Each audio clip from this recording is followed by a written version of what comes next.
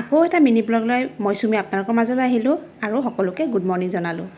আজি আকৌ এযোৰ কাপোৰ আছিল দহি গুঠা, মেখেলা চাদৰ চিলোৱা, গোটেইখিনি কাম আছিল আৰু সেইখিনি কমপ্লিট কৰি ল'লোঁ।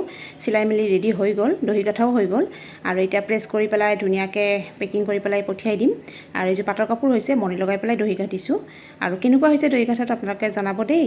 আৰু এতিয়া এইখিনি কমপ্লিট কৰি লৈ পেলাই মই যাম, গোটৰ মিটিং আছে, গোটৰ মিটিঙলৈ। আৰু ভাত পানী খাই ল'লোঁ আৰু বাবুহঁতকো খোৱালোঁ। এতিয়া যাম গোটৰ মিটিঙলৈ।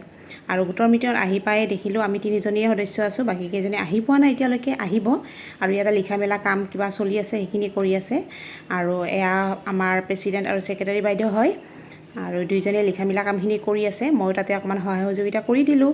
আৰু এতিয়া আহি পেলাই আমাৰ গোটেইবিলাক সদস্য, আমি 10জনী সদস্য হয়, লৈ পেলাই আমি এটা গোট গঠন কৰিছোঁ। আৰু সেই গোটটোত আমি প্ৰতিমাহে মিটিং কৰোঁ, কৰি পেলাই যিখিনি কাম কৰিব লাগে কৰি আছোঁ আমি এতিয়ালৈকে। আৰু আমি এই মিটিংখন কৰিছোঁ ছেক্ৰেটাৰী বাইদেউৰ দোকানত। তেওঁৰ দোকান আছে এইখন ৰুক্মিণী গাঁৱত আৰু তেওঁৰ দোকানখনত কাপোৰ চিলোৱা মিলোৱা, দহি গঠা গোটেইখিনি কামেই কৰা হয়।